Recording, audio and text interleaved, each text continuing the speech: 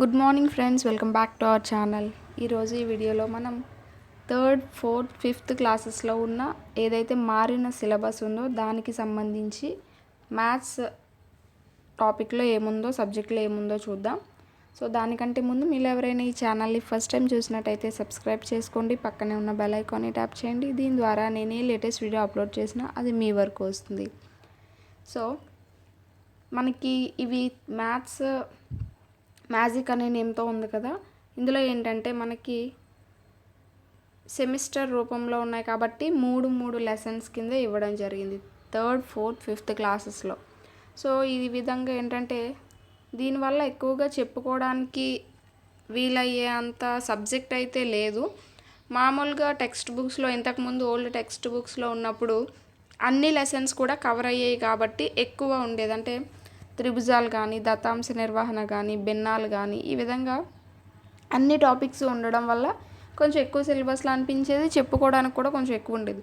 So ఇక్కడ ఈ third, fourth, fifth క్లాసెస్లో అది గుర్తుకు తెచ్చుకుందాం, సంఖ్యలు, సంకలనం, దీని ద్వారా ఏంటంటే సంఖ్యల గురించి పరిచయం చేయడం కానీ, అవి ఆరోహణ అవరోహణ క్రమం, అలాగే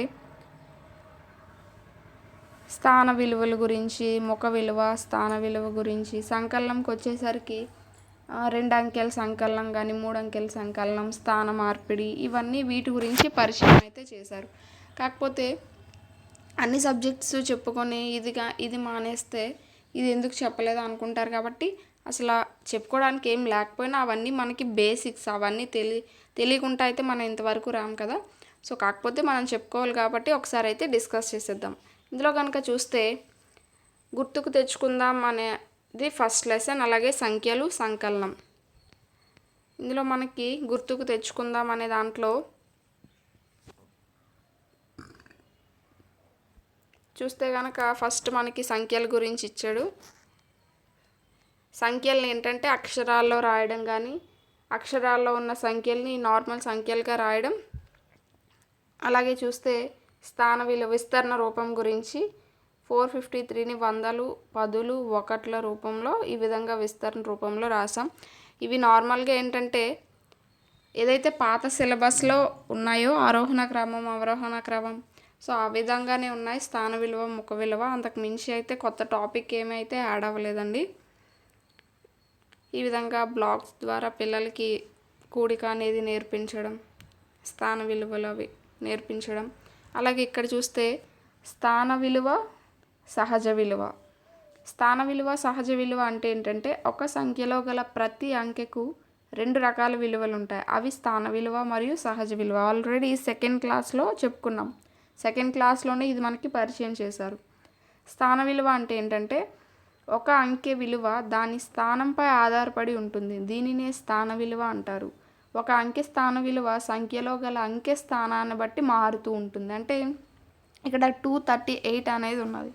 అందులో సపోజ్ మనం 3 కనుక తీసుకుంటే 3 యొక్క స్థాన విలువ ఎంత అనుకుంటే కనుక 30 అనేది అవుతుంది. ఎందుకంటే అది పదుల స్థానంలో ఉన్నది కాబట్టి దీని యొక్క స్థాన విలువ 30. అలాగే 2 కనుక తీసుకుంటే ఇది వందల స్థానంలో ఉన్నది కాబట్టి 200 అనేది దాని యొక్క స్థాన విలువ. అలాగే 8 తీసుకుంటే 8 ఒకట్ల స్థానంలో ఉన్నది కాబట్టి 8.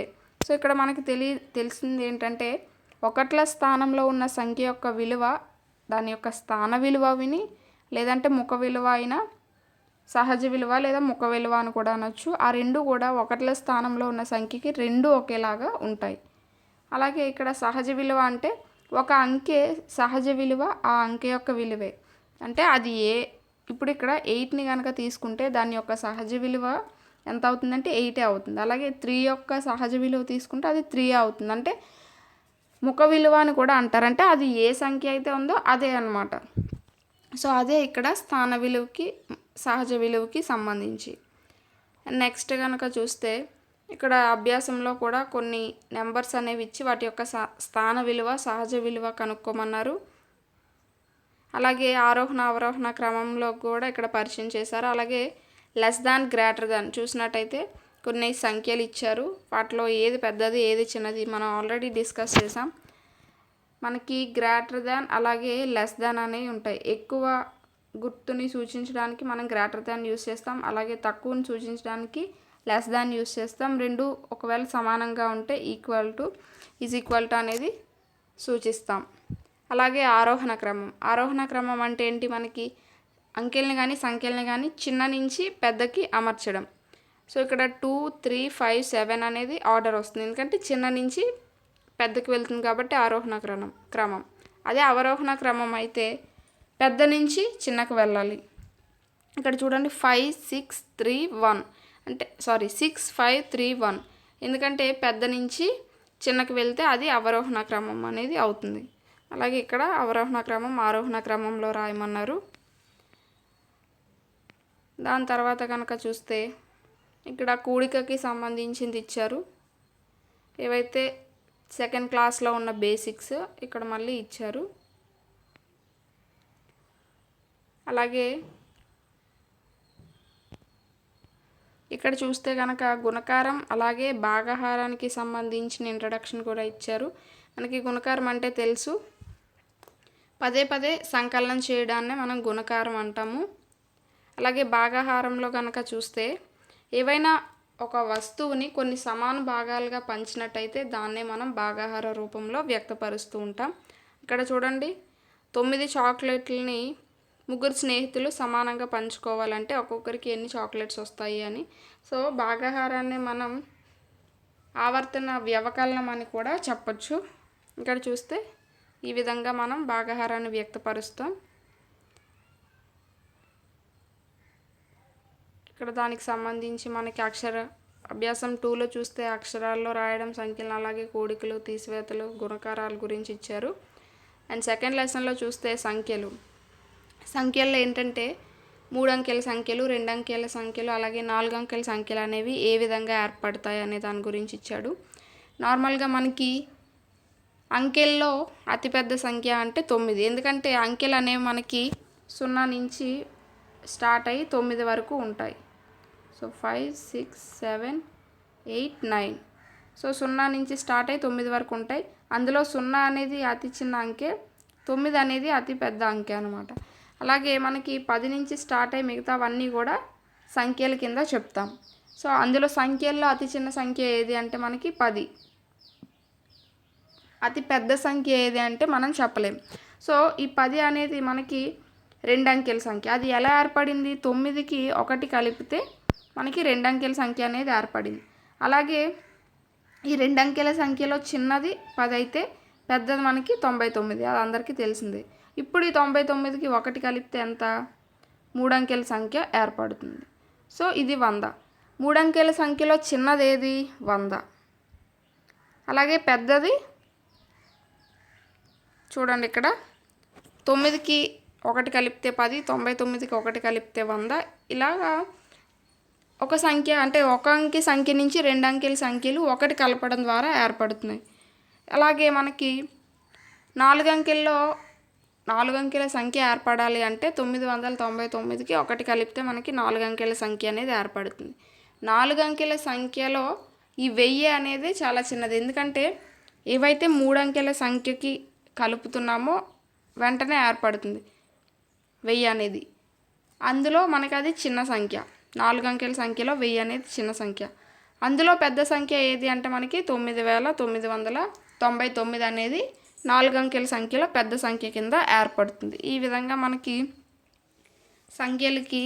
అంకెలకి 1 కలపడం ద్వారా సంఖ్యలు, తర్వాత సంఖ్యలకి ఒక్కొక్కటి కలపడం ద్వారా మనకి 2 అంకెల సంఖ్యలు, 3 అంకెల సంఖ్యలు ఈ విధంగా ఏర్పడుతూ ఉంటాయి.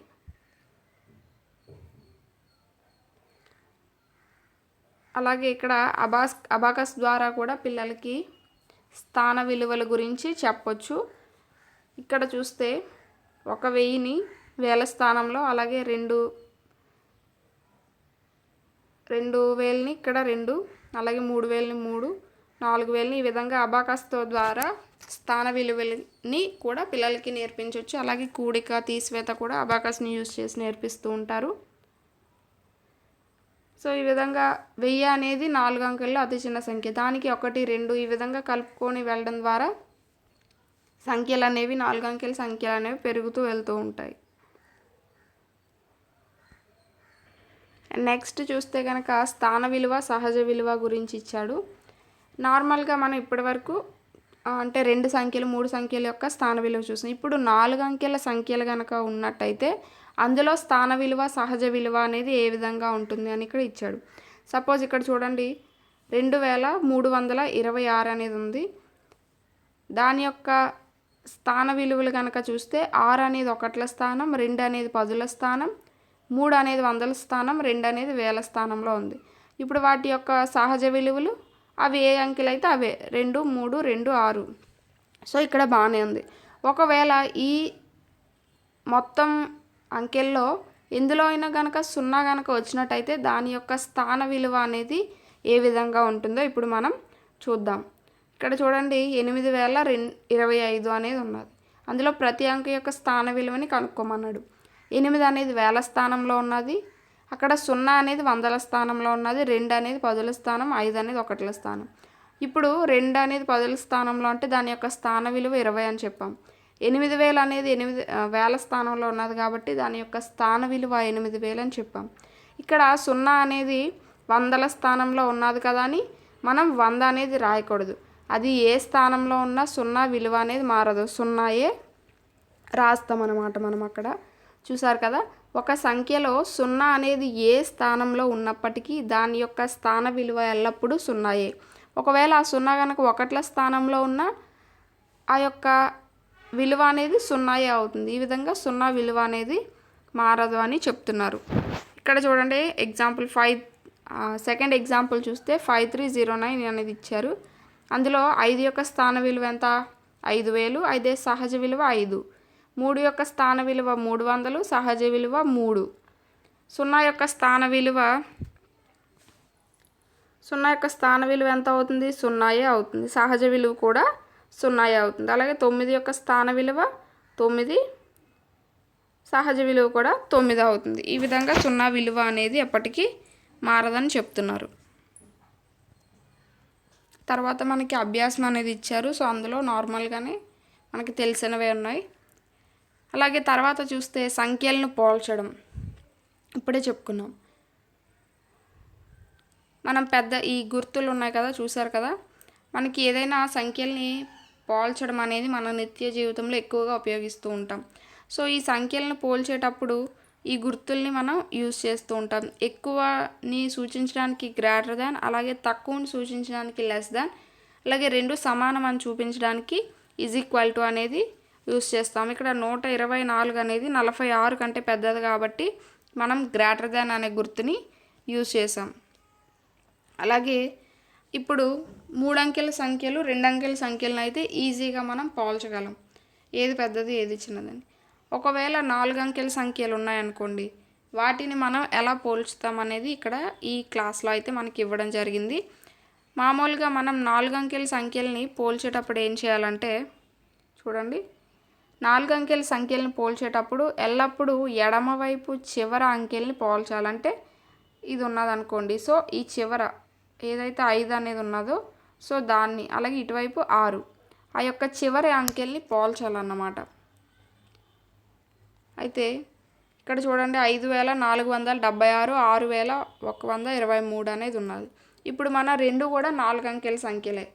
ఫస్ట్ మనం ఏం చేయాలంటే మొదటి అంకెల్ని పోల్చాలి, ఇటువైపు 5 అలాగే ఇటువైపు 6 అంకెల్ని పోల్చాలి. ఆ రెండింట్లో మనకి ఏది పెద్దది? 6 అనేది పెద్దగా ఉంది కాబట్టి ఆ యొక్క మొత్తం సంఖ్య మనకి పెద్దదని తెలియజేస్తూ ఉంటాం. ఒకవేళ కనుక ఇక్కడ చూడండి మనకి మొదటి 2 అంకెలు కూడా సమానంగా ఉన్నాయి, ఇటువైపు 7 ఇటువైపు 7 కూడా సమానంగా ఉన్నాయి. అప్పుడు మనం ఎలా పోల్చాలి అంటే వందల స్థానంకి వెళ్ళాలి. వందల స్థానంలో ఏ అంకె అయితే పెద్దగా ఉందో ఆ సంఖ్య అనేది పెద్దది అవుతుంది. అలాగే ఇటువైపు కూడా 6 6 అనేది ఈక్వల్గా ఉంది. అప్పుడు మనం ఏం చేయాలి? వందల సంఖ్యతో చూడాలి. వందల సంఖ్యలో ఇటువైపు 8 ఇటువైపు 5 ఉంది, సో 8 పెద్దది కాబట్టి ఆ సంఖ్య అనేది పెద్దదని తెలియజేస్తాం.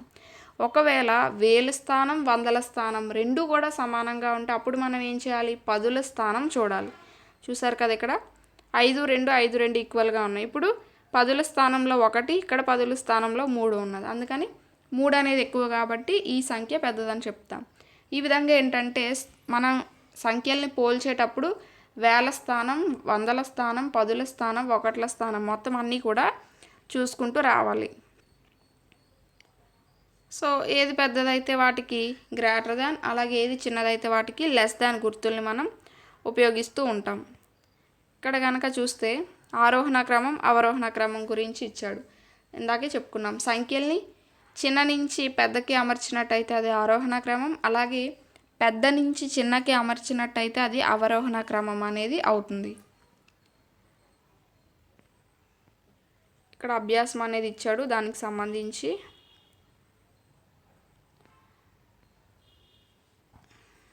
ఇంకా మనకి థర్డ్ లెసన్ కనుక చూస్తే సంకలనం. సంకలనం అంటే ఏంటి? కొన్ని వస్తువుల్ని కానీ లేదంటే కొన్ని అంకెల్ని కానీ మనం లెక్కించడాన్ని సంకలనం అంటారు, లేదా కూడిక అంటారు.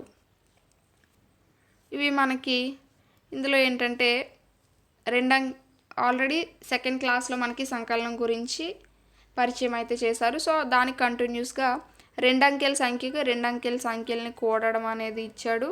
అలాగే 3 అంకెల సంఖ్యకు 1 అంకె సంఖ్య కూడడం, అలాగే 3 అంకెల సంఖ్యకు 2 అంకెల సంఖ్యల్ని కూడడం,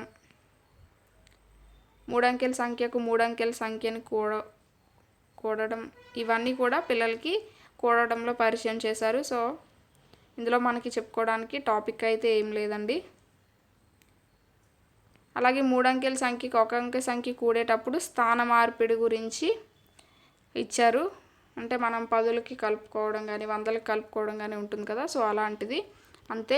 ఇంకా ఇంతకు మించి సంకలనంలో మనం చెప్పుకోవడానికి అయితే ఏం లేదు. ఇవన్నీ కూడా కూడికకి సంబంధించిందే.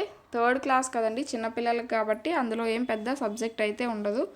నార్మల్గా మొత్తం సిలబస్ అంటే ఇయర్ మొత్తం అయితే మనకి ప్రతి టాపిక్లో కనీసం ఒక 5 బిట్స్ అనే మనం చెప్పుకోవడానికి ఉంటాయి.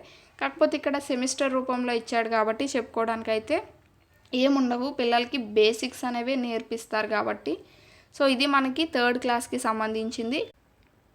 ఇప్పుడు మనం ఫోర్త్ క్లాస్ మ్యాథ్స్కి సంబంధించి ఎలాంటి కంటెంట్ అలాగే ఎలాంటి బేసిక్స్ అనేవి ఉన్నాయో ఇప్పుడు మనం చూద్దాం. అయితే 3, 4, 5థ్లో కూడా మనకి ఒకేలాంటి టాపిక్స్ని కొంచెం లెవెల్ అనేది పెంచుకుంటూ వెళ్తున్నాడు. అయితే ఇక్కడ సేమ్ మనకి ఫస్ట్ లెసన్ గుర్తుకు తెచ్చుకుందాం, లెట్స్ రికాల్. అలాగే పెద్ద సంఖ్యలు, థర్డ్ క్లాస్లో అయితే సంఖ్యల గురించి ఇచ్చాడు. సో లార్జ్ నెంబర్స్, అలాగే ఎడిషన్ సంకలనం. లాస్ట్ మనకి థర్డ్ క్లాస్లో కూడా కూడిక సంకలనం గురించే ఇవ్వడం జరిగింది. సో ఇప్పుడు ఈ ఫోర్త్ క్లాస్లో ఏంటంటే కొంచెం స్టేజ్ అనేది పెంచి ఇవ్వడం జరిగింది. గుర్తుకు తెచ్చుకుందాంలో కనుక మనం చూస్తే సంఖ్యలకి సంబంధించిన ఆరోహణ క్రమం అలాగే అవరోహణ క్రమం వాటన్నింటి గురించి ఇచ్చాడు. అలాగే కొత్తగా ఏంటంటే బరువుకి సంబంధించి అంటే కొలతలకి సంబంధించి బేసిక్స్ అయితే ఇచ్చారు. ఇక్కడ చూస్తే 1.6లో కింది వానిని ఏవి సెంటీమీటర్లు మరియు ఏవి మీటర్లలో కొలుస్తారు అని ఇచ్చాడు. తరగతి గది నల్లబల్ల పొడవు, పెన్సిల్ పొడవు, చేతి వేలి పొడవు, జెండా స్తంభం పొడవు. ఇందులో మనం చిన్న చిన్న వస్తువుల్ని స్కేల్తో కొలుస్తాం, అంటే సెంటీమీటర్లో కొలుస్తాము. అలాగే పెద్ద పెద్దగా ఉన్న వాటిని మీటర్లలో కొలుస్తూ ఉంటాం. అలాగే ఏదైనా లిక్విడ్స్ రూపంలో, సో ఇక్కడ ఏంటంటే మనకి పొడవుల గురించి అంటే మీటర్స్ సెంటీమీటర్స్ గురించి పరిచయం చేశారు. అలాగే లీటర్స్ని, 1 litre is equal to 1000 millilitres. లీటర్ని మనం దేనికి యూజ్ చేస్తామంటే ఏవైతే లిక్విడ్స్ రూపంలో ఉంటాయో వాటిని కొలవడానికి లీటర్స్ అనేవి యూజ్ చేస్తూ ఉంటాం. ఇక్కడ కనుక చూసారా, లీటర్లలో కొలిచే కొన్ని పదార్థాలను అడిగాడు. అంటే నీళ్ళు, పాలు, కిరోసిన్, ఈ విధంగా ఏదైనా లీటర్లో కొలుస్తాం. ఎక్కువ పరిమాణం గల వస్తువులను టిక్ చేయండి. అంటే ఎక్కువ పరిమాణం గల వస్తువులు అంటే నీళ్ళ ట్యాంక్ అనేది ఎక్కువ పరిమాణం అనేది ఆక్యుపై చేస్తుంది. తర్వాత మనకి గంటల గురించి ఇచ్చాడు, అంటే టైం గురించి ఇచ్చాడు. 1 గంట ఈక్వల్ టు 60 మినిట్స్ అని. అలాగే గడియారంలో టైంని అక్కడ పెట్టి మనకి కింద రాయమన్నాడు.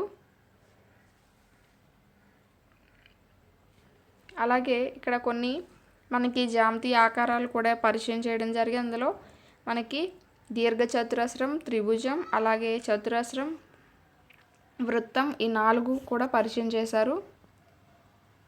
అండ్ నెక్స్ట్ వాటి యొక్క అంచులు మూలల గురించి అడిగారు. త్రిభుజానికి గనక చూసుకుంటే మూలలు లేదా శీర్షాలు అంటే మనకి ఏవంటే ఇవి మనకి మూలలు లేదా శీర్షాలు అంటాం. సో త్రిభుజానికి ఎన్ని ఉన్నాయి? 3. అలాగే అంచులు అంటే ఏంటంటే ఇవి ఏవైతే సైడ్స్ ఉంటాయో అవి అంచులు 1 2 3. సో 3 అంచులు 3 శీర్షాలు. అలాగే చతురస్రానికి గనక చూస్తే దీనికి 4 శీర్షాలు అలాగే 4 అంచులు భుజాలు 1 2 3 4 కదా. చతురస్రానికి దీర్ఘ చతురస్రానికి సేమే 4 శీర్షాలు 4 భుజాలు. వృత్తానికి మూలలు అనేవి ఉండవు, భుజాలు అనేవి కూడా ఉండవు. తర్వాత మనకి నిత్య జీవితంలో ఉన్న వస్తువులన్నీ కూడా ఏదో ఒక ఆకారాన్ని అయితే పోలే ఉంటాయి. బంతికి వృత్తాకారంలో ఉంటుంది. సో దానికి అంచులు మూలలు అనేవి ఉండవు. అలాగే జోకర్ టోపీ అనేది త్రిభుజాకారంలో ఉంటుంది. దానికి 3 అంచులు 3 మూలలు. అలాగే శుద్ధమొక్క పెట్టె అనేది చతురస్రాకారంలో ఉంటుంది, అంటే స్క్వేర్ ఆకారంలో ఉంటుంది. దానికి కూడా 4 అంచులు 4 భుజాలు అనేవి 4 శీర్షాలు అలాగే 4 భుజాలు అనేవి ఉంటాయి. ఈ విధంగా మనకి జ్యామితీయ ఆకారాల గురించి పరిచయం చేశారు. అలాగే గణన చిహ్నాలు, మనం ఏదైనా సమాచారాన్ని ఒక చిహ్నం రూపంలో తెలియచేస్తే వాటిని మనం గణన చిహ్నాలు అంటాం. ఇవి ఎక్కువగా మనం ఎక్కడ యూజ్ చేస్తామంటే దత్తాంశ నిర్వహణ టాపిక్లో అయితే యూజ్ చేస్తాం. దానికి సంబంధించిన బేసిక్స్ కూడా ఇక్కడ ఇచ్చారు, చూసారు కదా. గణన చిహ్నాలు ఏదైనా ఒక సమాచారాన్ని చిహ్నం రూపంలో తెలియచేస్తే దాన్నే గణన చిహ్నాలు అని అంటారు. అలాగే ఇక్కడ సమాన భాగాలు అంటే ఇవి దేనికి సంబంధించి సౌష్ఠవానికి సంబంధించిన బేసిక్స్ అన్నమాట. సో ఇక్కడ సమాన భాగాలుగా విభజించబడిన పటాలను గుర్తించండి అని అన్నాడు.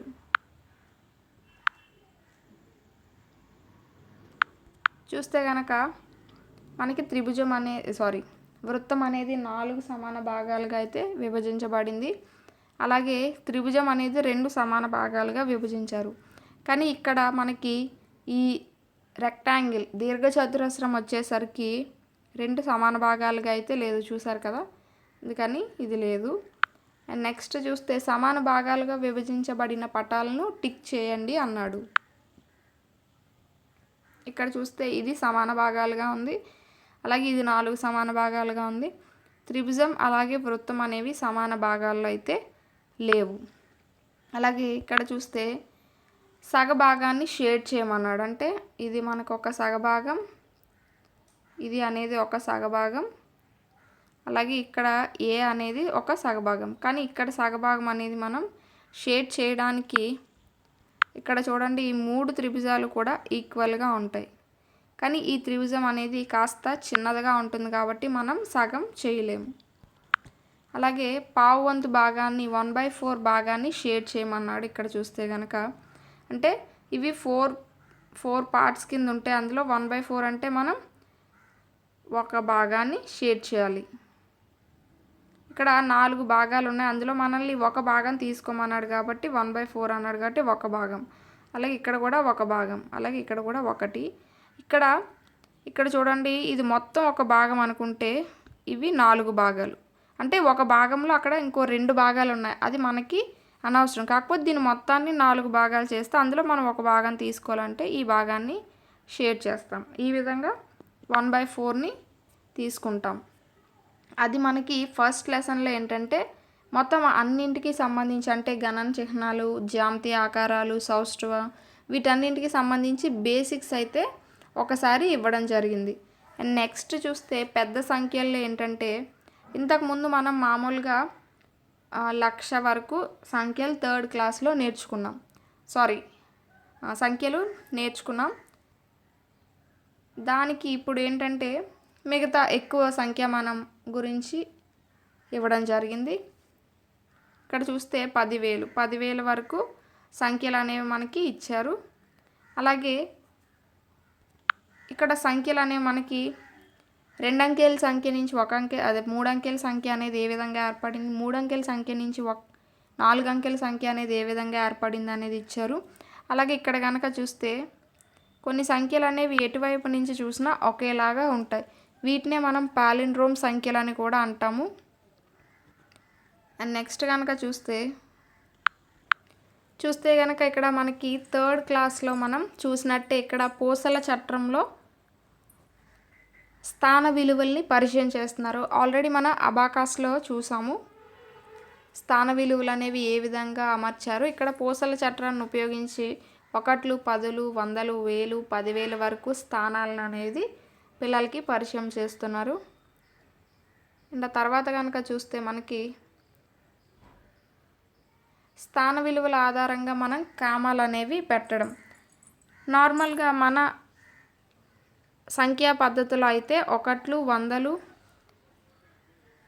1000, 10,000 అంటే 1, 10, 100, 1000, 10,000 ఈ విధంగా మనం లెక్కేస్తూ ఉంటాం. అయితే ఇక్కడ మనం కామా అనేది ఎక్కడ పెడతామంటే కుడివైపు నుంచి 3 స్థానాల తర్వాత అంటే 1, 10, 100 స్థానం దగ్గర మనం కామా అనేది పెడుతూ ఉంటాం. చూసారు కదా ఇక్కడ 1, 10, 100 స్థానం పక్కన మనం కామా అనేది పెట్టాము. ఈ విధంగా 3 స్థానాలకి 3 స్థానాల పక్కన కామా అనేది పెట్టాము. దాని తర్వాత వచ్చే ఇంకా ఎక్కువ సంఖ్యలను బట్టి మనం కామాలు అనేవి పెడుతూ ఉంటాం. ఈ కామాలు అనేవి దేనికోసం మనకి సహాయపడతాయి అంటే మనం చదవడానికి కానీ రాయడానికి కానీ చూసిన వెంటనే ఆ సంఖ్యని పలకడానికి కానీ ఈ కామాస్ అనేవి యూజ్ అవుతూ ఉంటాయి అన్నమాట. అలాగే సంఖ్యలోని అంకెల సహజ విలువ స్థాన విలువ ఆల్రెడీ మనం 2nd డిస్కస్ చేసాం, 3rd క్లాస్లో డిస్కస్ చేసాం. మళ్ళీ ఇక్కడ ఇచ్చారు స్థాన విలువ అంటే ఆ యొక్క అంకె ఉన్న స్థానం యొక్క విలువ. అలాగే సహజ విలువ అంటే అది అంటే దాని ముఖ విలువ అని అర్థం అన్నమాట. అలాగే చూస్తే కనుక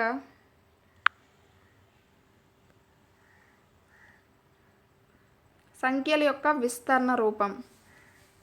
సంఖ్యల యొక్క విస్తరణ రూపం, సంక్షిప్త రూపం అని 2 రూపాలు అనేవి ఉంటాయి. ఇప్పుడు నార్మల్గా అంటే ఈ విధంగా నెంబర్గా ఉన్న ఒక సంఖ్యని విస్తరణ రూపంలో కనుక రాసుకుంటే ఈ విధంగా విడదీసి విస్తరించి రాస్తాం. అంటే 1000 స్థానానికి 1000, 100ల స్థానానికి 100, 10ల స్థానానికి 10, అలాగే 1ల స్థానానికి 1 కింద రాస్తూ ఉంటాం. సో దీన్ని మనం ఏమంటామంటే విస్తరణ రూపం అని అంటాం. అలా కాకుండా సంక్షిప్త రూపం కూడా ఉంటుంది. అంటే ఈ విధంగా విస్తరణ రూపంలో ఉండేదాన్ని సంక్షిప్త రూపంలోకి మనం అంటే అంకెల రూపంలోకి మార్చినట్టయితే దాన్ని సంక్షిప్త రూపం అని అంటారు. అలాగే సంఖ్యలను పోల్చడం. మనకి గ్రేటర్ దాన్ లెస్ దాన్ గురించి ఇక్కడ మళ్ళీ ఇచ్చాడు. అంటే ఏవైతే సంఖ్యల్ని చూడగానే మనల్ని ఏది పెద్దది ఏది చిన్నది పోల్చమంటే మనం ఏం చేయాలి అంటే ముందుగా ఇచ్చిన సంఖ్యలోని ఎన్ని అంకెలు ఉన్నాయి అంటే అది 4 అంకెల సంఖ్య, 5 అంకెల సంఖ్య, లేదంటే 6 అంకెల సంఖ్య అనేది చూడాలి. ఒకటి 4 అంకెల సంఖ్య, ఇంకొకటి 5 అంకెల సంఖ్య ఇచ్చినప్పుడు మనం ఖచ్చితంగా 5 అంకెల సంఖ్య అనేది పెద్ద సంఖ్య కింద గుర్తించాలి. అలాగే ఏది చిన్న సంఖ్య అన్నప్పుడు 4 అంకెల సంఖ్య అనేది చిన్న సంఖ్య అని గుర్తించగలగాలి. సో అదే ఇక్కడ ఇచ్చారు. ఒకవేళ కనుక మనకి 2 కూడా 5 అంకెల సంఖ్యలో లేకపోతే 4 అంకెల సంఖ్యలో ఇచ్చినప్పుడు ఏం చేయాలి మనం ఏవైతే ఎడమవైపు మొదటి స్థానాల్లో అంకెలు ఉంటాయో వాటిని పోల్చి మనం అది పెద్ద సంఖ్య చిన్న సంఖ్య అని తెలుసుకోవాలన్నమాట. అండ్ నెక్స్ట్ చూస్తే సంఖ్యల ఆరోహణ క్రమం, అవరోహణ క్రమం. ఆరోహణ క్రమం అంటే సంఖ్యల్ని చిన్న సంఖ్య నుంచి పెద్ద సంఖ్యకి అమర్చడం. అలాగే అవరోహణ క్రమం అంటే పెద్ద సంఖ్య నుంచి చిన్న సంఖ్యకి అమర్చడం.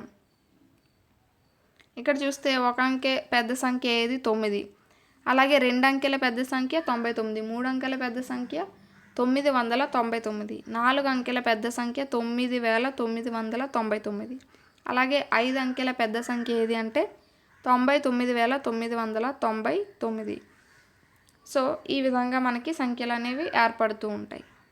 దాని తర్వాత కనుక చూస్తే సంఖ్యల ఏర్పాటు. సంఖ్యల ఏర్పాటు అంటే ఏంటంటే మనకి మ్యాక్సిమం కొన్ని కాంపిటేటివ్స్లో కూడా చిన్న దీనికి సంబంధించిన బిట్స్ అయితే ఇస్తారు. అయితే ఏంటంటే నార్మల్గా ఏవో ఒక 4 సంఖ్యలు అనేవి వేరువేరుగా కామాలతో ఇచ్చి వాటన్నింటిలో ఏర్పడే అతి పెద్ద సంఖ్య లేదంటే అతి చిన్న సంఖ్య ఏది అని అడుగుతారు. సో అప్పుడు మనం ఏ విధంగా రాయాలనేది ఇక్కడ ఇచ్చారు. ఏవో కొన్ని సంఖ్యలు అనేవి ఇచ్చి వాటితో అతి పెద్ద సంఖ్య అనేది మనల్ని రాయమంటే అప్పుడు మనం ఏం చేయాలంటే దాన్ని అవరోహణ క్రమంలో రాయాలి. అవరోహణ క్రమం అంటే ఏంటి, మనకి పెద్ద సంఖ్య నుంచి చిన్న సంఖ్యకి. సో ఇక్కడ మనకి కొన్ని సంఖ్యలు అనేవి ఇచ్చాడు. వాటిని మనం వాటన్నింటినీ యూజ్ చేసి పెద్ద సంఖ్య రాయాలంటే వాటన్నింటినీ అవరోహణ క్రమంలో రాసినట్టయితే పెద్ద నుంచి, ఒకవేళ చిన్న సంఖ్య కనుక రాయమన్నట్టయితే మనం ఆరోహణ క్రమంలో అయితే రాస్తాం. సో ఆరోహణ క్రమంలో అంటే ఏంటి, చిన్న నుంచి పెద్దకి కాబట్టి మనకి అతి చిన్న సంఖ్య అనేది వస్తుంది. సో ఈ విధంగా సంఖ్యల అమరిక అనేది ఉంటుంది. అలాగే ఇచ్చిన అంకెలతో విభిన్న సంఖ్యలను ఏర్పరచుట అంటే మనకి ఏవో కొన్ని సంఖ్యలు అనేవి ఇస్తాడు, వాటితో ఇది కూడా మనకి ఇంపార్టెంట్ టాపిక్. ఎందుకంటే సపోజ్ ఇప్పుడు 2, 5, 6, 7 ఇలా కొన్ని సంఖ్యలు అనేవి ఇచ్చాడు. వీటితో ఏర్పడే సంఖ్యలు ఎన్ని ఏర్పడతాయో రాయండి అని అంటాడు. సో ఈ విధంగా ఏంటంటే అంటే ఒక్కసారి మాత్రమే యూజ్ చేసి ఎన్ని సంఖ్యలు ఏర్పడతాయి అని అడుగుతాడు. సో అలాంటప్పుడు మనం వాటిని ఫస్ట్ ఆరోహణ క్రమంలోని అవరోహణ క్రమంలోని రాసిన తర్వాత వాటిని స్థానాలు అనేవి మార్చడం ద్వారా మనం ఆ యొక్క వాటితో తయారు చేయగలిగే కొన్ని సంఖ్యలు అనేవి రాయగలుగుతాం. దాని తర్వాత చూస్తే కనుక ముందు సంఖ్య తర్వాత సంఖ్య. ముందు సంఖ్య తర్వాత సంఖ్య అంటే ఏంటంటే ఏదైనా మనం ఒక సంఖ్య అనేది తీసుకుంటే దానికి ఒకటి కనుక కలిపినట్టయితే దాని తరువాత సంఖ్య అనేది వస్తుంది. అలాగే ఒకటి కనుక తీసినట్టయితే దాని ముందు సంఖ్య అనేది వస్తుంది. అదే ఇక్కడ ముందు సంఖ్య తర్వాత సంఖ్య అంటే. అండ్ నెక్స్ట్ టాపిక్ చూస్తే మనకి నిత్య జీవితంలో సంఖ్యల వినియోగం అనేది ఏ విధంగా ఉంటుంది అని ఎక్కడెక్కడ మనం యూజ్ చేస్తామంటే మనం ప్రతి నిత్యం కూడా సంఖ్యల్ని యూజ్ చేస్తూనే ఉంటాం. మనం ఇంట్లో వాడే ధనం రూపంలో కానీ, అవే ఖర్చుల రూపంలో కానీ, లేదంటే మార్కెట్కి వెళ్తే ఏమైనా కొనే రూపంలో, ప్రతి దాంట్లో కూడా మనం సంఖ్యల్ని యూజ్ చేస్తూనే ఉంటాం. అలాగే ఇక్కడ చూస్తే మానవుని శరీరంలో రక్తం ప్రవహించే నాళాల పొడవు సుమారుగా 97,000 అనేది కిలోమీటర్లు అనేది ఉంటుందట. అంటే అది చాలా చాలా ఎక్కువ. భారతదేశం యొక్క భూ సరిహద్దు పొడవు ఎంత అంటే 15,200 కిలోమీటర్లు. అంటే భారతదేశం మొత్తం సరిహద్దు విలువ 15,200 కిలోమీటర్లు అయితే మన రక్తం ప్రవహించే నాళాల పొడవు సుమారుగా 97,000 అంటే ఎంత పొడవో మీరే చూడండి. సో ఇక్కడ మనకి ఎక్సర్సైజ్ అనేది ఇచ్చాడు. దాని తర్వాత చూస్తే ద్విముఖ సంఖ్యలు. ద్విముఖ సంఖ్య అంటే ఏంటంటే మనకి ఎటువైపు నుంచి చూసినా కూడా ఒకేలా కనిపిస్తూ ఉంటాయి. 1 to 1, 1 to 1, 1 2 3, అలాగే 1 2 3, 1 2 3 4, 1 2 3 4. సో ఈ విధంగా ఎటువైపు చూసినా ఒకేలా కనిపించే వాటిని ద్విముఖ సంఖ్యలు అని అంటారంట. అండ్ నెక్స్ట్ థర్డ్ టాపిక్ కనుక చూస్తే సంకలనం. మనకి సంకలనం అంటే కూడిక తెలిసిందే కదా. సో అందులోనే కొంచెం లెవెల్ అనేది పెంచి 4th క్లాస్లో మనకి ఇవ్వడం జరిగింది. సంకలనం నార్మల్గా అయితే మనం స్థాన మార్పిడి చేసి ఈ విధంగా చేస్తూ ఉంటాం. అయితే ఈ సంకలనంలో ఉన్న కొన్ని రూల్స్ కనుక చూస్తే 2 సంఖ్యలను ఏ క్రమంలో కూడినా ఒకే సంఖ్య మొత్తంగా వస్తుంది అంట. అంటే తీసివేత తీసినప్పుడు మనం ఆ యొక్క సంఖ్యల్ని పెద్ద సంఖ్య నుంచి చిన్న సంఖ్య అనేది తీస్తూ ఉంటాం. కానీ ఇక్కడ కూడికకి వచ్చేసరికి ఏంటంటే ఆ యొక్క 2 సంఖ్యల్ని ఏ విధంగా కూడినా, అంటే ఒకటి పైన ఒకటి కింద వేసి, లేకపోతే ఒకటి పైన చిన్న సంఖ్య పైన వేసి పెద్దది కింద వేసి ఏ విధంగా కూడినా ఆ యొక్క విలువ అనేది ఇక్కడ మారదు అని చెప్తున్నారు. అలాగే విస్తరణ రూపంలో సంకలనం. నార్మల్గా అయితే మనకి ఈ విధంగా ఇచ్చినప్పుడు ఒకదాని కింద ఒకటి వేసుకొని మనం కూడిక అనేది ఏ స్థానాలకు ఆ స్థానాలు కూడిక అనేది జరుపుతాం. కానీ ఇక్కడ విస్తరణ రూపంలో కూడిక అంటే ఏంటంటే ఇప్పుడు ఇక్కడ 234, 425 అనేది ఉన్నది. ఇప్పుడు అందులో మనం వందల స్థానాలన్నీ ఒక విధంగా, 10ల స్థానాలన్నీ ఒక విధంగా, 1ల స్థానాలన్నీ ఒక విధంగా కూడి వాటన్నింటినీ మనం కలుపుతాం. ఇక్కడ చూస్తే 600, 30, 20, 50, 4, 5, 9, 659. మామూలుగా ఒకదాని కింద ఒకటి వేసుకొని కూడుకునే దానికంటే ఈ పద్ధతి అనేది కొంచెం ఈజీగా ఉంటుందని చెప్పుకోవచ్చు. సో ఇది మనకి 4th క్లాస్లో ఉన్న మొత్తం 3 లెసన్స్ యొక్క బేసిక్స్ అన్నీ కూడా అంటే ప్రతిదీ కూడా రిపీట్ అవుతూనే వస్తుంది. 2nd క్లాస్లో ఉన్నదే థర్డ్ క్లాస్లో ఉన్నదే ఫోర్త్లో ఉన్నదే ఫిఫ్త్లోని మనకి ఇవ్వడం జరిగింది. ఈ సంకలనంకి వచ్చేసరికి ఇవన్నీ కూడా కూడిక గురించి, అంటే పెద్ద పెద్ద సంఖ్యలు కూడిక గురించి మాత్రమే ఇవ్వడం జరిగింది. అండ్ నెక్స్ట్ మనం 5th క్లాస్లో ఉన్న మ్యాథ్స్కి సంబంధించి బేసిక్స్ కనుక చూసినట్టయితే ఇందులో కూడా మనకి గుర్తుకు తెచ్చుకోండి, లెట్స్ రీకాల్, అలాగే నా సంఖ్యా ప్రపంచం, కూడిక మరియు తీసివేత గురించి అయితే ఇచ్చారు. అందులో ఫస్ట్ది కనుక చూస్తే గుర్తుకు తెచ్చుకుందాంలో కనుక చూస్తే సంఖ్యల విస్తరణ రూపం గురించి ఇచ్చారు. సో చూస్తే గుర్తుకు తెచ్చుకుందాంలో సంఖ్యల విస్తరణ రూపం ఆల్రెడీ ఇప్పుడు మనం 4th క్లాస్లో చెప్పుకునేదే మళ్ళీ ఇక్కడ ఇవ్వడం జరిగింది. చూడండి, సంఖ్యా రూపంలో ఉన్నది మనం విస్తరణ రూపంలో ఈ విధంగా రాసుకుంటాం అన్నమాట. 1 ఇంటూ 10,000 స్థానం కాబట్టి అది 10,000, అలాగే 2 ఇంటూ అది 2,000 స్థానం కాబట్టి 1000, 8 ఇంటూ 100ల స్థానం కాబట్టి 100, 3 ఇంటూ 10ల స్థానం కాబట్టి 3, 6 ఇంటూ 1ల స్థానం కాబట్టి 1. ఈ విధంగా మనం వేసుకుంటాం అన్నమాట, అంటే విస్తరణ రూపం రాసేటప్పుడు. అలాగే ఇందులో మనకి ఏంటంటే భిన్నాల గురించి కూడా ఈ బేసిక్స్ అనేవి ఇవ్వడం జరిగింది. మనకి భిన్నం అంటే ఏంటి? ఏదైనా ఒక వస్తువుని కనుక తీసుకుంటే దాన్ని సమాన భాగాలుగా చేయడాన్నే మనం భిన్నంగా మనం చెప్తూ ఉంటాం. అయితే ఏదైతే ఇప్పుడు ఇది ఒక వస్తువు అనుకోండి, ఇందులో 1 2 3 4 5 6 7 8 9 10 భాగాలు అనేవి ఉన్నాయి. 10 భాగాలలో 10 అనేది మనం బై కింద వేసుకుంటాం. అలాగే అందులో ఇప్పుడు ఇక్కడ 3 భాగాలు అనేవి ఉన్నాయి. సో ఆ 10లో 3 భాగాలు తీసుకున్నాం కాబట్టి దాన్ని 3/10 అని సూచిస్తూ ఉంటాం. సో దీన్ని బై అని చదువుతాం. అలాగే ఇక్కడ ఇది ఏ రూపంలో ఉందంటే a/b రూపంలో ఉంది కదా. సో 3/10 అంటే ఇక్కడ 3ని ఏమని చదువుతామంటే లవమని, అలాగే బై కింద ఏదైతే ఉందో దాన్ని హారమని చదువుతూ ఉంటాం. సో లవం అలాగే హారం. ఇక్కడ చూడండి, a/b భిన్నంలో ఏని లవమని, బిని హారమని అంటూ ఉంటాం. ఇక్కడ 10 భాగాలు అనేవి ఉన్నాయి కదా, 10 భాగాలు అనేవి మనం కింద రాసుకుంటాం. మళ్ళీ మనం భిన్నాలు అనేవి యూజ్ చేసేటప్పుడు గుర్తుంచుకోవాల్సిన ఒక మెయిన్ పాయింట్ ఏంటంటే ప్రతి భాగం కూడా మనకి సమానంగా ఉండాలి. సమానంగా ఉన్న భాగాలనే మనం భిన్నాల కింద సూచించగలం. అయితే ఇక్కడ 3 భాగాలు, ఇక్కడ 3 భాగాలు, ఇక్కడ 4 భాగాలు అనేవి మనం భిన్నాల రూపంలో తీసుకోవడం అయితే జరుగుతుంది.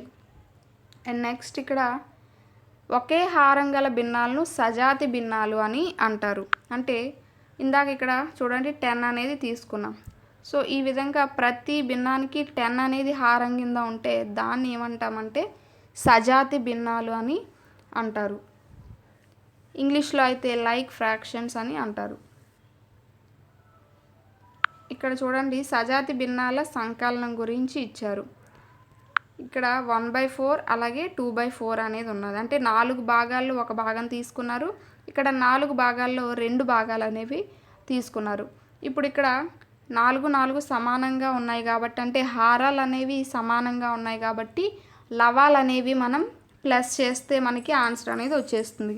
ఇక్కడ 2 + 1 ఎంత? 3, అంటే ఇక్కడ 3/4. ఇక్కడ చూడండి 4 భాగాల్లో 3 భాగాలు అనేవి మనం తీసుకున్నాం. సో 3/4 అనేది వేస్తాం. అలాగే 1/3 1/3 హారాలు ఈక్వల్గా ఉన్నాయి కాబట్టి మనం పైన ఉన్న లవాల్ని ప్లస్ చేసేస్తాం. సో 2/3, ఇక్కడ 2 పార్ట్లు తీసుకున్నాం, 2/3 అనేది అవుతుంది. ఈ విధంగా మనం సజాతి భిన్నాల్లో హారాలు అనేవి ఈక్వల్గా ఉంటాయి కాబట్టి మనం లవాల్ని ప్లస్ చేస్తే సరిపోతుంది. అలాగే రంగు వేసి కింద ఇవ్వబడిన పెట్టెలలో భిన్నాలను రాయండి అని అడిగారు.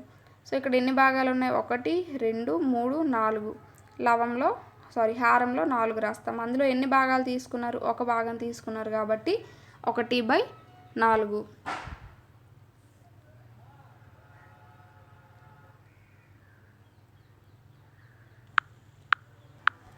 సో ఇక్కడ 1/4 అలాగే ఇక్కడ 2/4 మొత్తం మనం ఎంత 3/4 అనేది ఆన్సర్ వస్తుంది. ఎందుకంటే 3 భాగాలు మనం కలర్ వేయాలి. అలాగే ఇక్కడ చూస్తే 1 2 3 4 5 6 మొత్తం ఎన్ని 6 భాగాలు. అందులో ఎన్ని భాగాలు తీసుకున్నారు? 1 భాగం. అలాగే ఇక్కడ కూడా 6 భాగాలు, అందులో 2 భాగాలని తీసుకున్నారు. అంటే హారాలు మనకి ఈక్వల్గా ఉన్నాయి కాబట్టి లవాల్ని మనం ప్లస్ చేస్తాం. సో ఇక్కడ 3/6 అనేది వస్తుంది. దీన్ని ఇంకా షార్ట్ ఫామ్లో రాసుకుంటే మనం 2 కూడా 3తో పోతాయి కాబట్టి 3 1s 3 2s ½ కింద మనం రాసుకోవచ్చు. సో ఈ విధంగా సజాతి భిన్నాల కూడిక అనేది ఉంటుంది. అండ్ నెక్స్ట్ చూస్తే సజాతి భిన్నాల వ్యవకలనం కూడా సేమ్ అంతే. హారాలు అనేవి ఈక్వల్గా ఉంటాయి కాబట్టి లవాలు ఇంతకుముందు అయితే ప్లస్ చేసాం, ఇప్పుడైతే మైనస్ చేస్తాం, అంతే తేడా. ఇక్కడ చూస్తే కనుక 3/4 అంటే 4 భాగాల్లో 3 భాగాలు తీసుకున్నారు. ఇప్పుడు అందులోంచి 1/4 భాగం మనల్ని మైనస్ చేయమంటున్నారు. సో హారాలు అనేవి ఈక్వల్ కాబట్టి 3లోంచి 1 తీస్తే 2/4, అందుకని ఇక్కడ 2/4 మొత్తం భాగాల్లోంచి 2 భాగాలు అనేవి తీసుకున్నాం. అలాగే 3/3లోంచి 2/3 అనేవి తీయమంటున్నారు.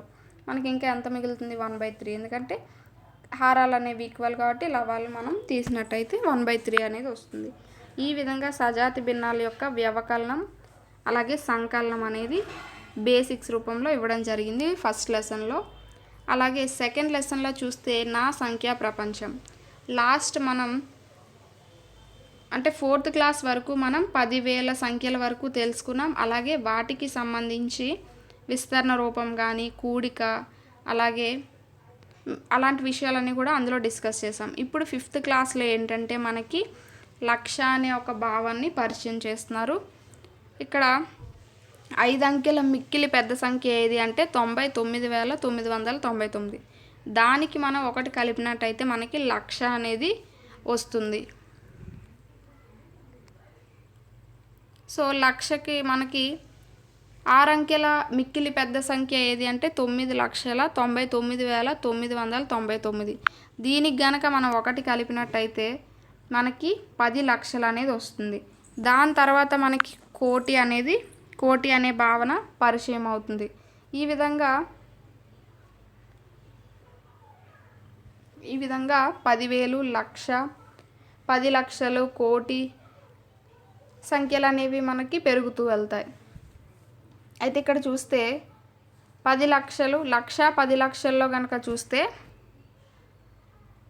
ఒక సంఖ్య అనేది ఇచ్చారు. 22,42,251 అనేది ఇచ్చారు. సో ఈ సంఖ్యని మనం ఇక్కడ ఈ డాట్స్ ఈ స్టార్స్ రూపంలో కనుక రిప్రజెంట్ చేస్తే ఎన్ని లక్షలు అన్నారు? 22 లక్షలు అన్నారు కదా, 22,42,251. ఇప్పుడు మనం 10 లక్షల స్థానంలో 2 అనేది వేయండి. అప్పుడు ఎంత అవుతుంది? 20. లక్ష స్థానంలో 2 స్టార్స్ వేస్తే 2, 22,42,000 అన్నారు. సో 10,000 స్థానంలో 4 వేస్తే 40,000 అవుతుంది. అలాగే వేల స్థానంలో 2 స్టార్స్ వేస్తే 2 అవుతుంది, 2,000. సో 42,251. ఈ విధంగా స్థాన విలువల రూపంలో మనం రిప్రజెంట్ చేయొచ్చు. తర్వాత మనకి చూస్తే 7 అంకెల మిక్కిలి పెద్ద సంఖ్య ఏది అంటే 99,99,999. దానికి మనం 1 కలిపినట్టయితే మనకి కోటి అనే అంకె వస్తుంది. సో ఆ కోటి అనేది మనకి 8 అంకెల అతి చిన్న మనకి కోటి తర్వాత 10 కోట్లు, 100 కోట్లు, 1000 కోట్లు ఈ విధంగా వస్తూనే ఉంటుంది. అయితే మనం ఇంతకుముందు 4th క్లాస్లో ఏం డిస్కస్ చేసామంటే 1, 10, 100ల స్థానం తర్వాత మనం కామా అనేది పెడతాం. అది మనకి రాయడానికి చదవడానికి ఈజీగా ఉంటుందని చెప్పుకున్నాం. అయితే ఇక్కడ మనకి హిందూ సంఖ్యామానం లేదా భారతీయ సంఖ్యామానంలో ఈ స్థానాలు అనేవి యూజ్ చేస్తూ ఉంటాం. అంటే ఇవి 1, 10, 100, 1000, 10,000, లక్ష, 10 లక్షలు, కోటి, 10 కోట్లు అని యూజ్ చేస్తూ ఉంటాం. దీన్ని మనం ఏంటంటే మన హిందూ సంఖ్యామానం లేదా భారతీయ సంఖ్యామానం అని అంటూ ఉంటాం. ఇక్కడ చూస్తే కనుక హిందూ సంఖ్యామానం లేదా భారతీయ సంఖ్యామానం ఒకట్లు, పదులు, వందలు, వేలు, 10,000, లక్ష, 10 లక్షలు, కోటి, 10 కోట్లు. దాని తర్వాత మనకి 100 కోట్లు, 1000 కోట్లు ఈ విధంగా వెళ్తూనే ఉంటాయి, ఎందుకంటే సంఖ్యలు అనేవి అనంతం కాబట్టి. దాని తర్వాత మనకి చూస్తే ఈ మామూలుగా మనం ఈ విధంగా సంఖ్యల రూపంలో రిప్రజెంట్ చేసినట్టయితే దాన్ని మనం ప్రామాణిక రూపం లేదా సంక్షిప్త రూపం అని అంటాం.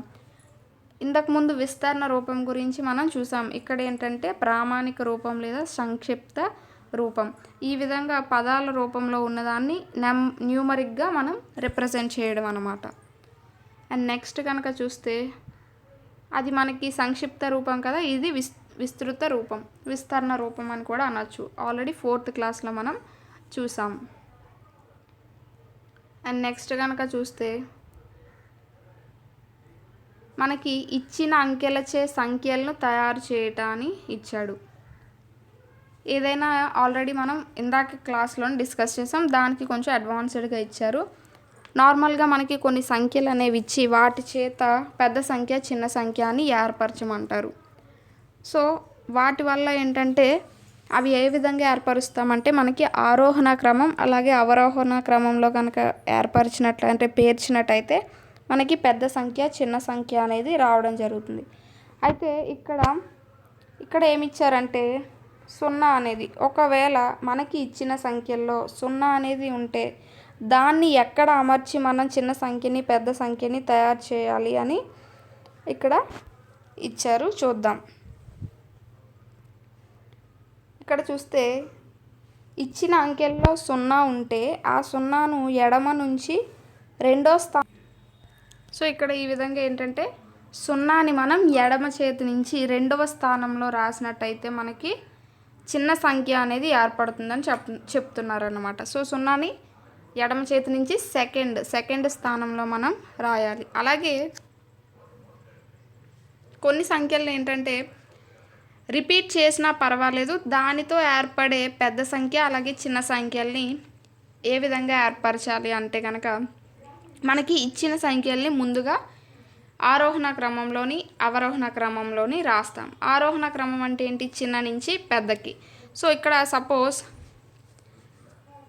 మనకి చూస్తే 169 అనేవి ఉపయోగించి 5 అంకెల అతిపెద్ద సంఖ్యని రాయమన్నాడు. సో ముందుగా ఏంటి దాంట్లో చిన్న నుంచి అంటే పెద్ద నుంచి చిన్నకంటే అవరోహణ క్రమంలో కనుక రాసినట్టయితే 961 అనేది వస్తుంది. సో వీటిలో కనుక పెద్ద సంఖ్య రావాలంటే ఏదైతే పెద్ద సంఖ్య కింద ఉన్నదో దాన్ని మనం ఆ స్థానాల్లో అమర్చినట్టయితే మనకి పెద్ద సంఖ్య అనేది వస్తుంది. అలాగే చిన్న సంఖ్య కూడా సేమ్ అంతే. ఆరోహణ క్రమంలో మనం రాసినట్టయితే అంటే చిన్న సంఖ్య నుంచి పెద్ద సంఖ్యకి రాసినట్టయితే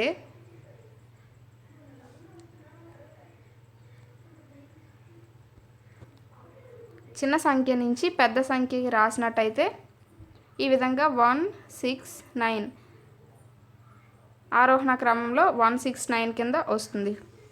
ఇప్పుడు ఇందులో ఏంటంటే మనం కొన్ని స్థానాల్ని అడ్జస్ట్ చేయడం ద్వారా చిన్న సంఖ్య అనేది రాబట్టవచ్చు అని చెప్తున్నారు. అదే పెద్ద సంఖ్య కావాలంటే అవరోహణ క్రమంలో రాయాలి, ఎందుకంటే అది పెద్ద నుంచి చిన్నకి కాబట్టి. ఈ విధంగా సంఖ్యల్ని రిపీట్ చేస్తూ కూడా మనం తయారు చేయవచ్చు మనకి ఇచ్చిన అంకెలతో. అలాగే పెద్ద సంఖ్యల్ని పోల్చడం మరియు క్రమ పద్ధతి అని అన్నాడు.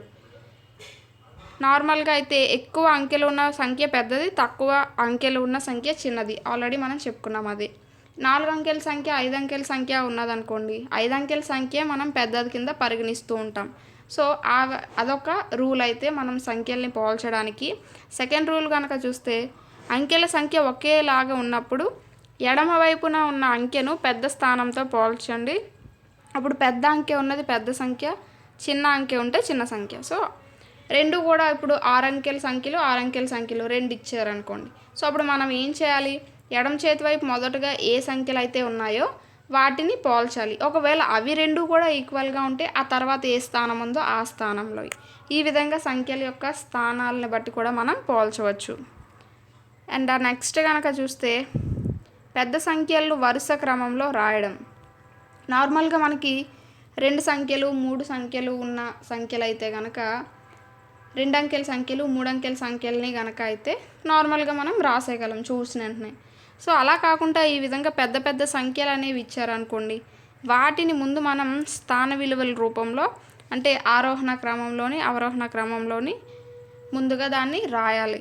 సో ఆ విధంగా రాసుకున్నప్పుడు ఏది చిన్నది ఏది పెద్దది అనేది ఈజీగా తెలుస్తుంది కాబట్టి మనం వాటిని పోల్చడానికి అవకాశం ఉంటుంది. అలాగే ఒక క్రమంలో అంటే చిన్న నుంచి పెద్దకి కానీ పెద్ద నుంచి చిన్నకి కానీ రాసుకోవడానికి కూడా అవకాశం అనేది ఈజీగా ఉంటుంది.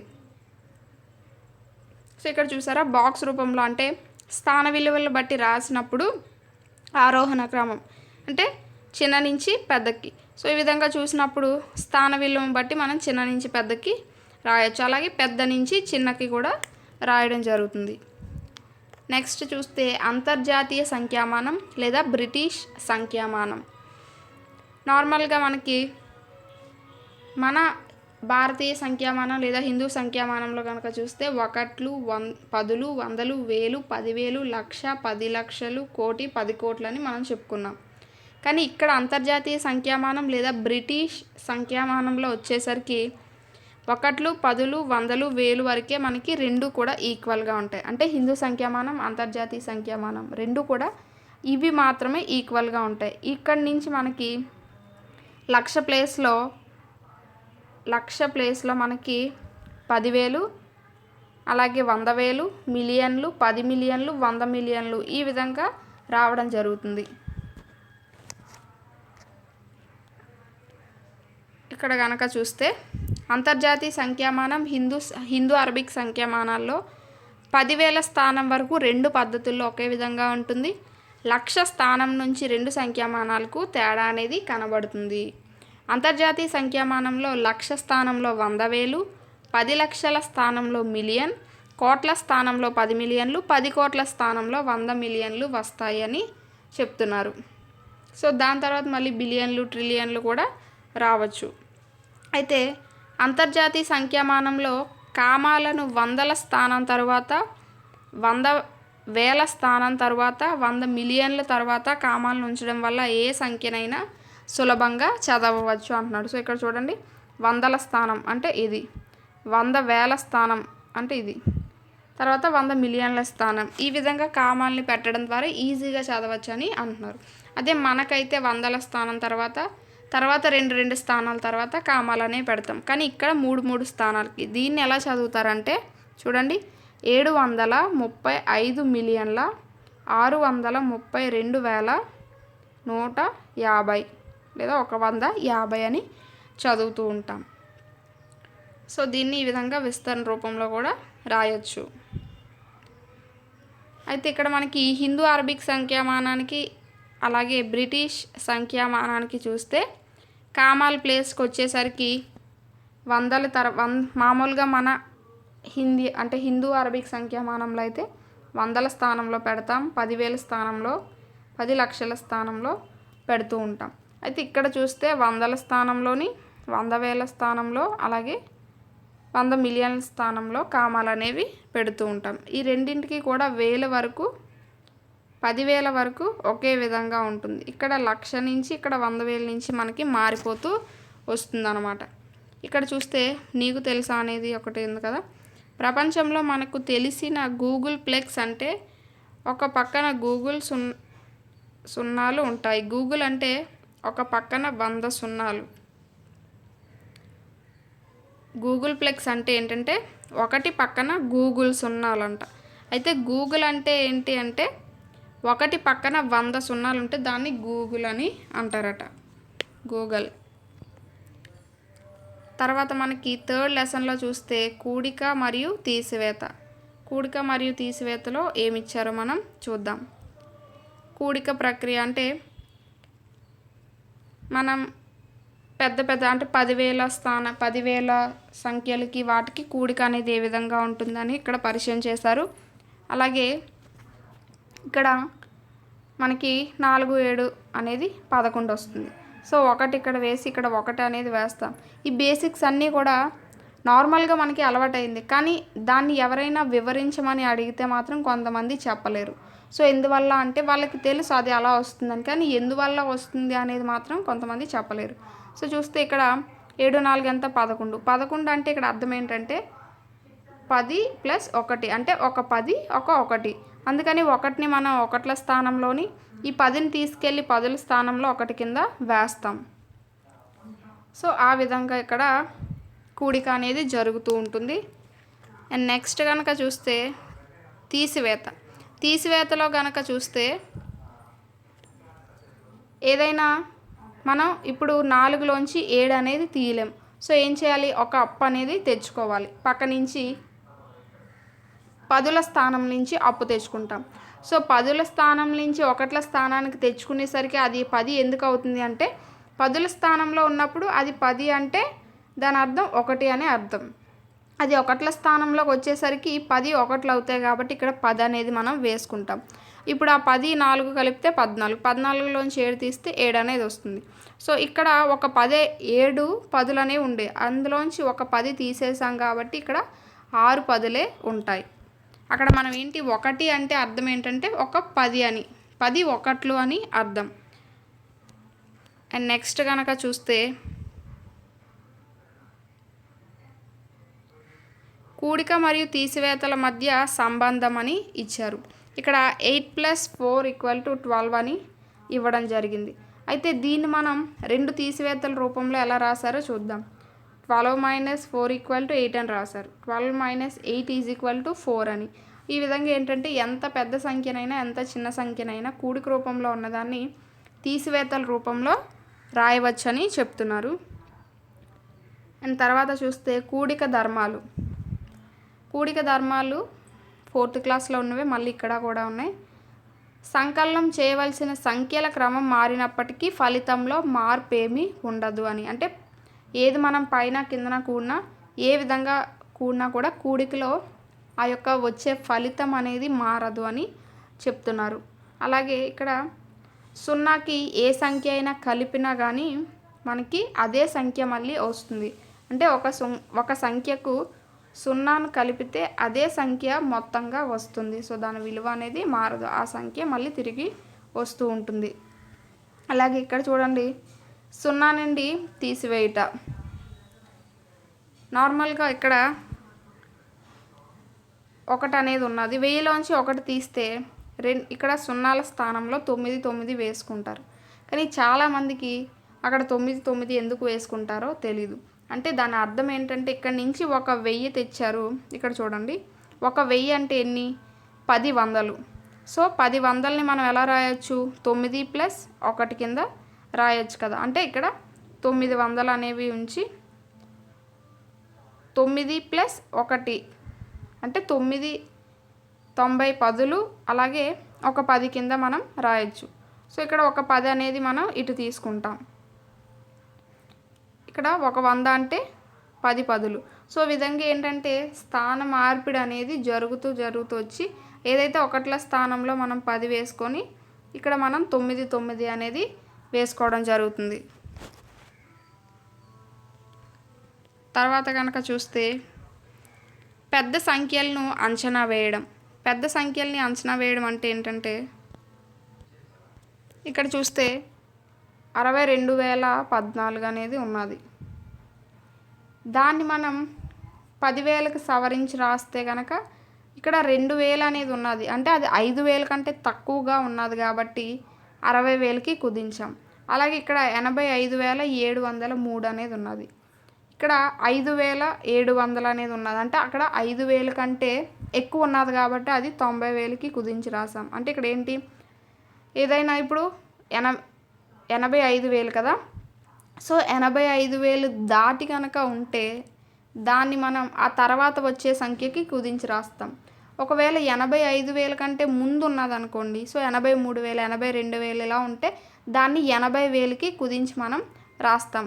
దాన్నే సవరించి రాయడం అని కూడా అంటూ ఉంటారు. అయితే మనకి 5th క్లాస్లోనే లాభం మరియు నష్టం గురించి కూడా పరిచయం చేయడం జరిగింది. ఏదైనా ఒక వస్తువు అమ్మినప్పుడు లాభం అనేది ఏ విధంగా, కొన్నప్పుడు కానీ లాభం అనేది ఏ విధంగా వస్తుంది అంటే, అమ్మిన వెలలోంచి కొన్న వెల గనక తీసినట్టయితే లాభం అనేది వస్తుంది. అలాగే నష్టం కావాలంటే కొన్న వెల నుంచి అమ్మిన వెల తీసినట్టయితే మనకి నష్టం అనేది వస్తుంది. సపోజ్ ఒక 100 రూపాయలు పెట్టి ఏదైనా వస్తువు కొన్నారనుకోండి, అది కొన్న వెల. దాన్ని మీరు 90 రూపాయలకి అమ్మితే అక్కడ మీకు 10 రూపాయలు అనేది నష్టమే వచ్చినట్టు. సో కొన్న వెలలోంచి అమ్మిన వెల తీస్తే మనకి నష్టం అనేది వస్తుంది. దానికి సంబంధించిన ఎగ్జాంపుల్స్ కూడా ఇచ్చారు. సో ఇదే మనకి ఇంకా 5th క్లాస్ మ్యాథ్స్కి సంబంధించి. నేను నార్మల్గా టెక్స్ట్ బుక్లో ఎక్సర్సైజెస్తో సహా నేను ఎక్స్ప్లెయిన్ చేయలేదండి. ఏవైతే ఇంపార్టెంట్ టాపిక్స్గా మనకు ఒకసారి చూడడానికి అవి నేర్చుకోవాలి అనిపించిందో సో అవి మాత్రమే నేను మీకు ఎక్స్ప్లెయిన్ చేశాను. ఒకవేళ మీరు ఇంకా ఎక్సర్సైజెస్తో సహా చేసుకోవాలి, చూడాలి అనుకుంటే టెక్స్ట్ బుక్స్ ఎలాగా పీడిఎఫ్ రూపంలో ఇచ్చాం కాబట్టి వాటిలోకి వెళ్ళి మీరు ఇంకా ప్రాక్టీస్ చేయొచ్చు. కాకపోతే మీరే చూసారు కదా, 2nd క్లాస్లో ఉన్నదే థర్డ్లో ఉన్నదే ఫోర్త్లో ఉన్నదే 5thలో అలా రిపీట్ అవుతూ వచ్చింది. సో విన్నదే మళ్ళీ మళ్ళీ విన్నట్టుగా అనిపిస్తుంది తప్ప ఏదో కొత్త సబ్జెక్ట్ అనేది ఏమున్నట్టయితే అనిపించట్లేదు. ఎందుకంటే ఆల్రెడీ మనం లాస్ట్ సిలబస్లో 3, 4, 5thలో ఏ సిలబస్ అయితే ఉందో మ్యాక్సిమం అదే ఉన్నది. అంతకు మించి ఎక్కువగా ఏమీ లేదు. ఎందుకంటే సెమిస్టర్స్ రూపంలో ఉన్నది కాబట్టి. మిగతా అన్ని లెసన్స్ కనుక ఉంటే మనకి ఏవో ఎక్కువ బిట్స్ అనేవి ఉన్నట్టుగా అనిపిస్తూ ఉండేది. కాకపోతే ఇందులో అలా లేదు కాబట్టి పెద్ద సబ్జెక్ట్ అనేది ఉన్నట్టుగా అయితే అనిపించట్లేదు. నార్మల్ బేసిక్సే ఉన్నాయి. సో హోప్ ఈ వీడియో అయితే మీ అందరికీ నచ్చిందని అనుకుంటున్నాను. ఈ వీడియో కనుక మీకు నచ్చినట్టయితే లైక్ చేయండి, షేర్ చేయండి, సబ్స్క్రైబ్ చేయండి. ఈ వీడియోతో మనకి 3rd క్లాస్లో ఉన్న ఈవీఎస్, మ్యాథ్స్, తెలుగు, ఇంగ్లీష్కి సంబంధించిన కంటెంట్స్ మొత్తం అయితే మనం టెక్స్ట్ బుక్స్ వైజ్గా ఎక్స్ప్లెయిన్ చేసుకున్నాం. ఈ వీడియోస్ అన్నీ అయిపోయిన తర్వాత నేను వీటికి సంబంధించిన షార్ట్ నోట్స్ కూడా ప్రిపేర్ చేసి మీకు వీడియో కింద అయితే పెడతాను. సో నెక్స్ట్ వీడియోతో అయితే మళ్ళీ కలుద్దాం. 4th క్లాస్కి సంబంధించిన లెసన్స్ అయితే మనం నెక్స్ట్ వీడియోస్లో అయితే చెప్పుకుందాం.